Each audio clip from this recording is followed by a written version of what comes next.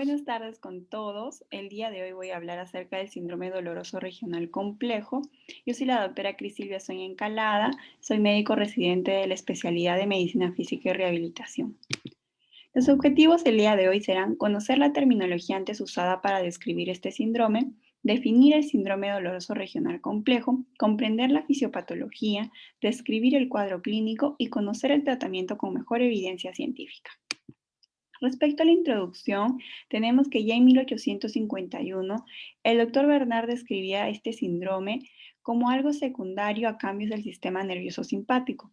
En 1864, Mitchell, Morehouse y King ya describían cambios en la temperatura, cambios en el color, hiperalgesia y rigidez secundario a heridas por proyectil de arma de fuego. En 1946, el doctor Evans ya le da el nombre de distrofia simpática. Y en el siglo XX, Sudeck, ¿no? Con su atrofia de Sudeck, él describe este síndrome como algo de progresión rápida, con atrofia ósea posterior a lesión de tejidos blandos. Y es en el 2001 donde Scott lo nombra ya con la denominación de síndrome doloroso regional complejo, siendo ya este nombre aceptado por la Asociación Internacional para el Estudio del Dolor. Entonces tenemos que ha tenido dos definiciones, ¿no? Una en 1993, donde lo describen como un dolor desproporcionado crónico postraumático de una extremidad y que persiste en ausencia de continuación de lesión o daño celular. Además, también tenemos de que este síndrome va a interferir con la función y la calidad de vida de las personas. Y este fue definido así en 1993, pero ya en el 2003 esto cambia un poco, ya que acá en el 2003 no nos implican un mecanismo de lesión, tampoco implican una causa específica y mucho menos nos mencionan que debe de tener el mantenimiento simpático. Ahora pasemos a la fisiopatología. Respecto a la fisiopatología tenemos tres mecanismos. En estos tres mecanismos, el primero va a ser la inflamación postraumática. En la inflamación postraumática va a haber una disminución del flujo simpático, lo que nos va a llevar a una vasodilatación en estadio temprano. Y esta vasodilatación va a observarse como eritema, ¿no? En la extremidad distal del paciente. Además, también vamos a tener que otro mecanismo va a ser la disfunción vasomotora periférica. Aquí también vamos a encontrar, por ejemplo, la sensibilización periférica y van a haber un incremento de la interleuquina 1, la interleuquina 6, del factor de necrosis tumoral. Eso nos va a llevar también a dolor, a vasodilatación y a edema. Y por otro lado vamos a tener también otro mecanismo que es la disfunción vasomotora periférica. Ya en un estadio avanzado, lo que se da es la disfunción endotelial. Entonces, aquí va a disminuir el óxido nítrico, va a aumentar la endotelina 1 y entonces acá como va a haber una vasoconstricción, va a poder haber una falla en lo que es la circulación. Por eso en un estadio crónico lo que vamos a ver es ya una coloración azulada o pálida de la extremidad y ya no vamos a ver eritema. Y también acá otro mecanismo fisiopatológico son los cambios que va a haber en el sistema nervioso central. ¿Por qué? Porque se van a inhibir las vías moduladoras del dolor, entonces el dolor se va a exacerbar. Además también recordemos que va a haber una sensibilización central, ¿no? Con alodinia, hiperalgesia. Y las vías endógenas de control del dolor también van a disminuir. Entonces, todo esto nos va a llevar a una exacerbación del dolor, ¿no? Como lo mencionan en un inicio, este va a ser un dolor desproporcionado. Respecto al diagnóstico, en sí es clínico, vamos a ver más adelante los criterios diagnósticos, pero recordemos que nosotros debemos reconocer una clínica. Entonces, la clínica va a consistir en dolor, ¿no? Que es desproporcionado, este puede ser tipo quemazón, tipo palpitante, el paciente lo puede describir como algo desgarrador, como un corte, algo punzante, un dolor sordo, un dolor abrasador. Además, también en el paciente, él mismo va a observar y también nosotros lo vamos a documentar los cambios tróficos. Puede haber rigidez, puede haber edema, atrofia del cabello, de las uñas, de la piel. Y asimismo puede haber atrofia de la piel, pero también puede haber una hiperkeratosis, ¿no? Y respecto a otra parte del cuadro clínico, también vamos a poder encontrar síntomas vasomotores o del sistema nervioso autónomo, que se pueden encontrar hasta en un 80% de los pacientes. Y además también se van a poder usar pruebas para demostrar esta función autonómica. Respecto al diagnóstico, lo que les mencioné, estos son los criterios diagnósticos de Budapest para el síndrome doloroso regional complejo.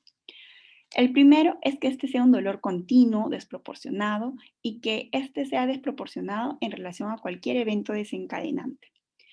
En el segundo y en el tercer criterio diagnóstico, recordemos que aquí en el segundo van a ser síntomas y en el tercero van a ser signos. Es decir, acá vamos a tener categorías en cada uno de estos criterios diagnósticos, son 4 categorías y deben de encontrar en lo que respecta a síntomas 3 de las 4 categorías y en lo que respecta a signos 2 de las 4 categorías.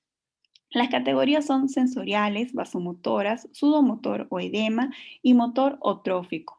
Entonces, el paciente nos va a referir de repente una categoría sensorial como hiperalgesia alodinia, nosotros debemos de examinarlo, ¿cierto? Y si encontramos, obviamente va a ser uno de los criterios que nos favorezca. En lo que respecta a vasomotor, vamos a poder de repente encontrar asimetría de la temperatura, de repente también cambios en el color de la piel o asimetría del color de la piel.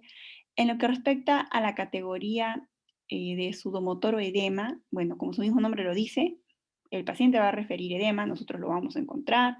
Puede haber también sudoración o de repente una sudoración excesiva, pero también puede haber asimetría en la sudoración. Y en la categoría de motor eutrófico vamos a encontrar disminución de la amplitud del movimiento, de repente alguna disfunción motora como debilidad, temblor, distonías. Vamos a encontrar también cambios tróficos en el pelo, en las uñas, en la piel. Y como cuarto criterio diagnóstico, este va a ser que no haya otro diagnóstico que explique mejor los signos y síntomas. Entonces, bueno, ya hemos visto los criterios diagnósticos, les mencioné también los signos que vamos a encontrar en el examen físico, pero no hay que olvidar que no solo es evaluar la extremidad afectada, ¿no?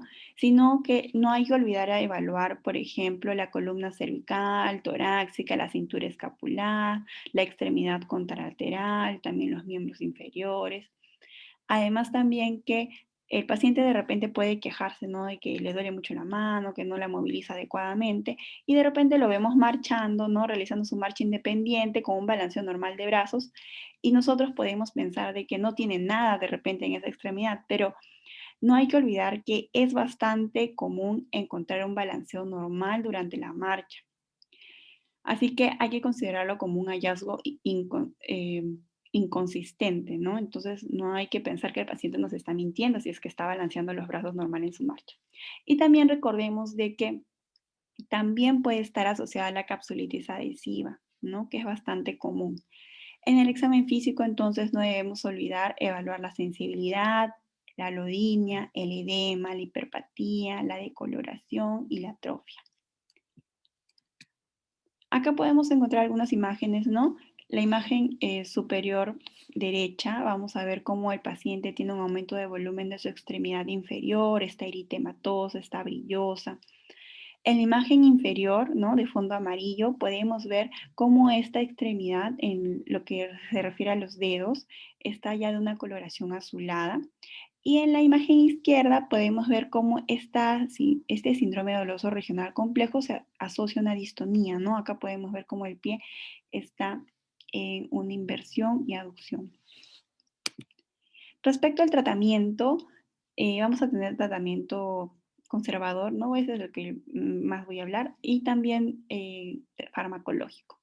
Respecto al tratamiento conservador, se recomienda con un grado de recomendación B lo que es la terapia física, va a mejorar la funcionabilidad, va a mejorar la movilidad de la extremidad, también la imaginación motora gradual y también va a tener efectos positivos en la funcionalidad, la terapia ocupacional y también la terapia psicológica.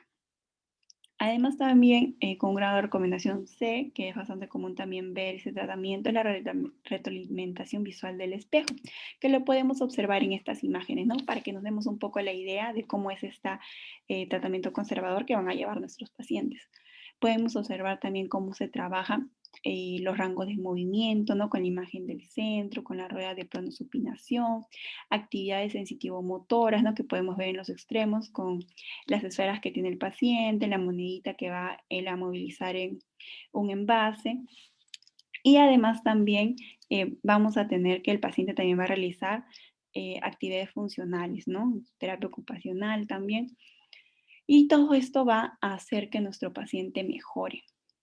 Además, también esta terapia va a estar asociada a lo que es el tratamiento farmacológico, ¿no?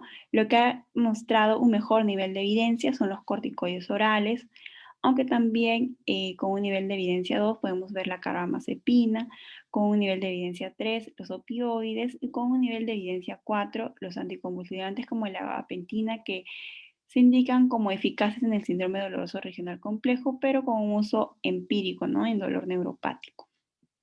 Entonces, como conclusiones, tenemos de que el síndrome doloroso regional complejo antes ha sido conocido como distrofia simpática, también ha sido conocido como distrofia de Sudeck y en algunas ocasiones también como causalgia.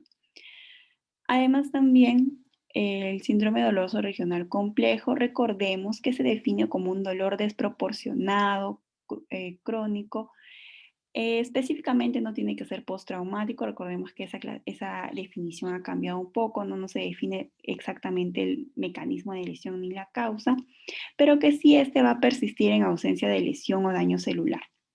La fisiopatología va a marcar 3 mecanismos que hemos mencionado bastante y el cuadro clínico va a variar en etapa aguda y en etapa crónica. Recordemos que en una etapa aguda va a ser de repente a la vista más eritematoso, edematoso y en etapa crónica va a observarse más una coloración azulada o pálida. Además, también respecto a los tratamientos, vamos a tener un tratamiento farmacológico y un tratamiento no farmacológico conservador, dentro de los cuales tenemos, por ejemplo, en el farmacológico los corticoides orales, también en lo que es no farmacológico la terapia física, la terapia ocupacional, ¿no? Con las actividades sensitivo-motoras, para mejorar también su rango articular. Y bueno, eso sería todo lo que les he traído el día de hoy. Muchas gracias por su atención.